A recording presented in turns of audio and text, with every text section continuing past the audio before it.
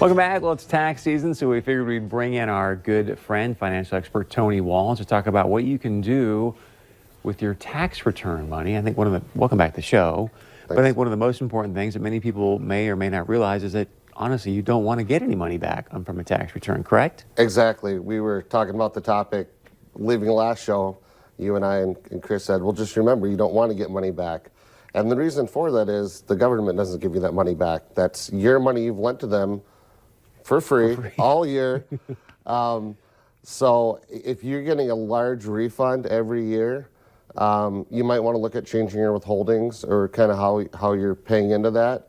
Now, some people, some friends and some members of the credit union, they like that. They don't think they can save, and that's one way they think they can save, but you're not getting anything, and you're literally loaning that money out for a year. And just to be clear with people, I mean, so that money they're taking it out of your paycheck extra, so you're actually losing money because I could be gaining interest or something on that, right? Exactly.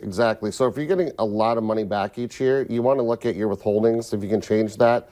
So you'd have more money every week for the whole year and maybe get a smaller return than usual.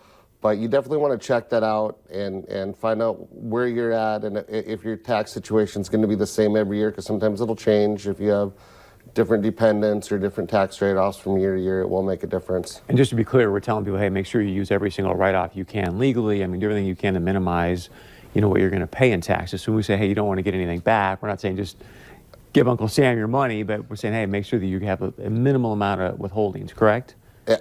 Well, it's going to vary from person to person depending on what your tax burden is. Yeah. Even though I do finance all day, the tax world is a whole different kind of beast. I still have someone do my taxes. Yeah.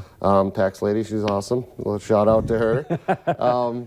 She's great. But yeah, I mean, there's so many nuances in it. I could sit and learn it or get the software, but I always pay somebody to do my taxes. So with that being said, obviously it's too late now to do anything about 2019 with withholdings, but let's say someone does get a nice paycheck back or a nice check back from, I can't believe I said paycheck, a check of your own money back from Uncle Sam. What are some suggestions to do with that? Some of the best ones that I've seen is obviously if you have high interest credit cards, 20, 30%, that would be the first move, I would think. Pay down some debt, you'll feel better. The second best option, I think, is just kind of that emergency fund we've talked about, the little Dave Ramsey thing. But it really does make a difference because I think we've all been there. Car breaks down, you get sick, something, and then you end up putting on a credit card. If you have even $1,000 or $2,000 in a savings account for that rainy day fund, that can give you, a good peace of mind knowing that you are prepared for those small tragedies in life which happen always at the worst times, and do that would be probably the second best option, I would think. We got about a minute left. Anything else you want to add, talk about?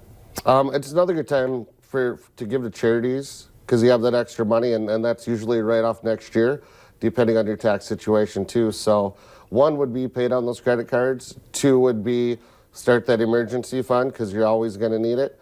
And then three, a good time to give a little bit to charity or some organizations around town.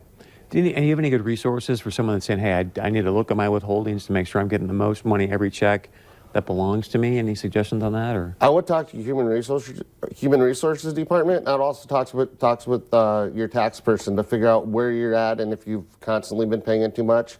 And then you can change those adjustments usually with your human resources. Nice. Good guideline I got a while back is, hey, if you get a check back for about $1,000, you have to pay in about $1,000. That's about where you should be. Yeah. So, thank you for being here. It's great stuff, man. Absolutely. Thank you. All right, stick around. We'll be wrapping things up right after this.